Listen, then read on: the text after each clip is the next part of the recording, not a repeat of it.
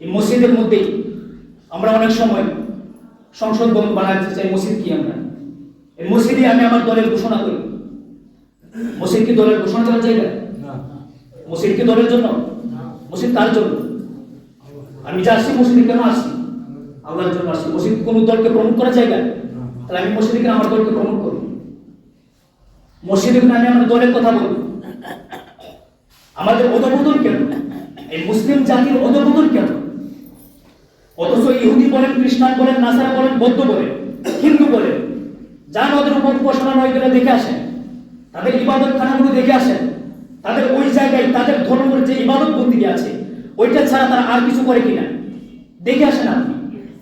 আমাদের মধ্যে কেন এত সমস্যা? কারণ আমাদের কাজের কোনো থিওরি নেই, আমাদের কাজের কোনো শৃঙ্খলা নেই, আমাদের কাজের কোনো নিয়ম নীতি নেই। এই জন্য আমাদের মধ্যে ঝামেলা বেশি। আমি মসজিদে আসি শুধুমাত্র আল্লাহর জন্য, এখানে অন্য কোনো কাজ তো আমার জন্য করা উচিত না। তাহলে আমি কেন করছি? আল্লাহর জমিনে কি জায়গা অভাব আছে? এখানে লোক জমায়েত হয়েছে, আপনি ভাবছেন এখানে যদি আমার দলের কথা বলি তাহলে মানুষের সামনে প্রচার প্রসার বেশি হবে। আপনি বাজারে যান, বাজারে যান, সেখানে তার বেশি প্রচার হবে। সেখানে তো সব শ্রেণীর লোক থাকে, সেখানে সব শ্রেণীর লোক থাকে না।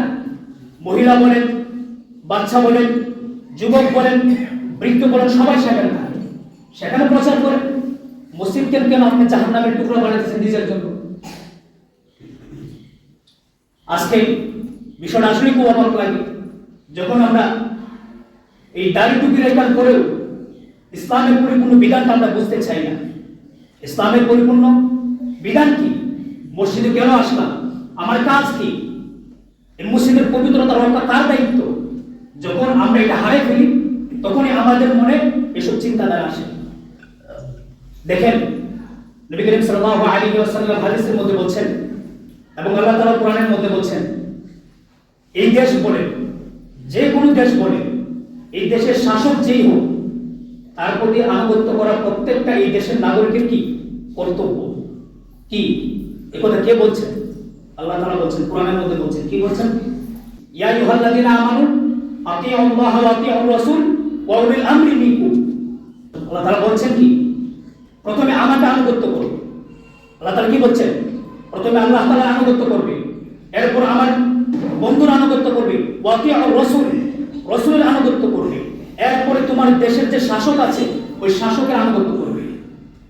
এবং নবী করিম সাল্লাল্লাহু আলাইহি ওয়াসাল্লাম হাদিসের মধ্যে কি বলছেন? হাদিসের মধ্যে নবী করিম সাল্লাল্লাহু আলাইহি ওয়াসাল্লাম বলছেন, মান আতাআনি ফাকাদ আতা আল্লাহ ওয়া মান আসানি ফাকাদ আসা আল্লাহ ওয়া মান ইউতি'আল আমিরা ফাকাদ আতাআনি। নবী করিম সাল্লাল্লাহু আলাইহি ওয়াসাল্লাম কি বলছেন? যে আমার আনুগত্য করলো, যে আমার আনুগত্য করলো সে আল্লাহ তাআলার আনুগত্য করলো, আর যে আমার নাফরমানি করলো সে আল্লাহ তাআলার নাফরমানি করলো, আর যে তার দেশের বাদশার আনুগত্য করলো নবী করিম সাল্লাল্লাহু আলাইহি ওয়াসাল্লাম বলছেন সে আমারই আনুগত্য করলো।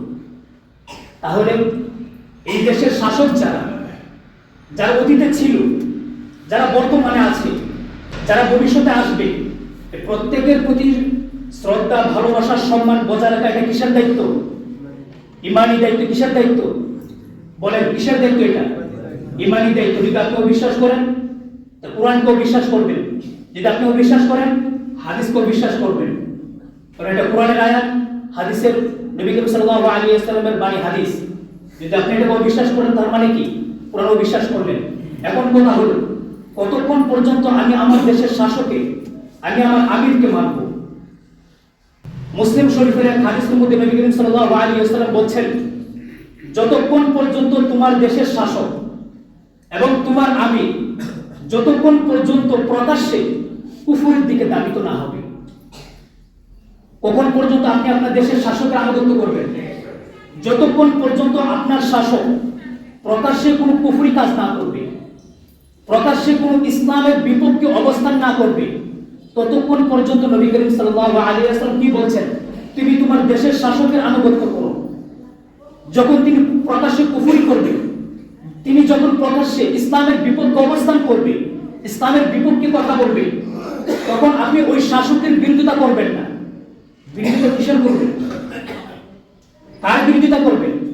ওই শাসকের বিরোধিতা করার জন্য নবীজি বলে নাই, বলছে কি তিনি যে বিধানটা দিয়েছেন ওই বিধানের বিরোধিতা করেন। কি বলছেন? তিনি যে কুফরের কথা ধাবিত করছেন ওই কুফরের বিরোধিতা করেন।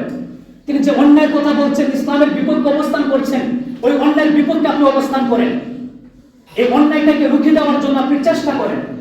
শাসকের বিরোধিতা করার জন্য নবীজি বলে নাই, আল্লাহ তাআলা কোরআনে কথা বলে নাই তুমি শাসকের বিরোধিতা করো। যেই আসুক তারা আমাদের কাছে কি সম্মানিত। বর্তমান যিনি আছেন, অতীতেও যিনি ছিল, ভবিষ্যতে যারা আসবে, প্রত্যেকে আমাদের কি কর্মদান, প্রত্যেকে আমাদেরকে কি করতেছে, দায়িত্ব পালন করতেছে। এটা এই জন্য অতীত শাসক যিনি ছিলেন তার মাধ্যমে এই দেশের অনেক মানুষই ওলামায়ে কেরাম থেকে নিয়ে সাধারণ জনতা বলেন, বিভিন্ন দলের সর্বোচ্চ স্থানীয় ব্যক্তিবর্গের মাধ্যমে তারা জুলুম, অত্যাচার, নির্যাতনের শিকার হয়ে কেউ দুনিয়া থেকে বিদায় নিয়েছেন, দিচ্ছেন না? কেউ দুনিয়া থেকে বিদায় নিয়েছেন, আবার কেউ জুলুম অত্যাচারের সহিত জীবন অতিবাহিত করছেন, আবার কেউ এই জুলুম অত্যাচারের শিকার হয়ে অসুস্থ অবস্থায় হসপিটালে আছেন। এই জন্য আমরা প্রত্যেকেই দোয়া করব, শুধুমাত্র কোনো ব্যক্তি উদ্দেশ্য না, যারা জুলুম অত্যাচারের শিকার হয়েছে, যাদের উপরে জুলুম অত্যাচার করা হয়েছে, আমি কোনো দল বুঝি না, আমি কোনো ব্যক্তি বুঝি না। আমার কথা হলো কি কোরআন এবং হাদিস। আমার কথা হলো কি কোরআন এবং হাদিস। কোরআন বলছে এটা আমি এটা মানবো, হাদিস বলছে এটা আমি মানবো। আপনি যে দলই করেন, যাদের ব্যক্তিগত ইচ্ছা চাহিদা, তবে আমার কথা হলো আপনার দল যদি ইসলামের বিপক্ষে, কোরআনের বিপক্ষে কোনো অবস্থান করে আর সেটা যদি আপনি গ্রহণ করেন, আপনি প্রশ্রয় দেন, সেটাকে আপনি আশ্রয় দেন, তাহলে ঈমান কিন্তু এত সহজ না। ঈমান কি না? ঈমানটা এত সহজ না। ঈমান এত সহজ না। একটা ইসলামের বিপক্ষে অবস্থান করছে, আপনি সেটাকে গ্রহণ করছেন, তার মানে আপনি ইসলামের কোরআন হাদিসের একটা বিধানকে আপনি কি করলেন? অপমানিত করলেন। তার মানে কি কোরআন হাদিসের একটা বিধানকে আপনি অপমানিত করলেন। তার মানে কি আপনি ইসলাম থেকে অর্ধেক কিছু ঈমান আপনার কি হয়ে দুর্বল হয়ে গেল। এভাবে যখন ধারাবাহিক করে একটা একটা করতে থাকবেন, আপনার ঈমান কি হয়ে যাবে? এই নামাজ, রোজা, ইবাদত, বন্দেগী, মসজিদে এসা সিজদা দিয়ে কোনো লাভ নাই। যে দলই করি আমি কোরআন হাদিসের বিপক্ষে অবস্থান করব না। যেখানেই বলি আমি কোরআন হাদিসের বিপক্ষে আমি অবস্থান করব না। করলে কি হবে? এটা তো আমার দুনিয়ার একটা রাজনীতি, আখিরাতের রাজনীতি আমি হারিয়ে ফেলব। কি হারাবো? দুনিয়া করতে গিয়ে আখিরাতের রাজনীতি আমি হারিয়ে ফেলব। কেন হারাবো? আপনি বুঝেন না আপনার ঈমান কিভাবে নষ্ট হবে।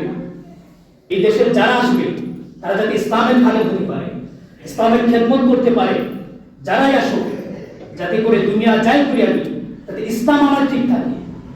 একটা কথা সব সময় মনে রাখবেন, এই কথাটা যদি মনে রাখেন আপনার এটাই যথেষ্ট। হিন্দু বলেন, বৌদ্ধ বলেন, খ্রিস্টান বলেন, ইহুদি বলেন, নাসারা বলেন, যাই বলেন, তাদের উপাসনালয়, তাদের ইবাদতখানায় অন্য কোনো কার্যকলাপ হয় না। শুধুমাত্র কি হয়? তাদের ইবাদতই হয়। কিন্তু মুসলমানদের ক্ষেত্রে সম্পূর্ণ বিপরীত। তাদের ইবাদতখানালয়ে, তাদের মসজিদের মধ্যে দুনিয়ার যত জায়গা আছে সেগুলো এখন আমরা কি করি? উপস্থাপনা করি। এই জন্য আমাদের মধ্যে কি নাই? শান্তি নাই। এই জন্য আমাদের মধ্যে কি নাই? শান্তি নাই। আপনি যদি বলেন হ্যাঁ তাও সত্য, যদি বলেন না তাও সত্য।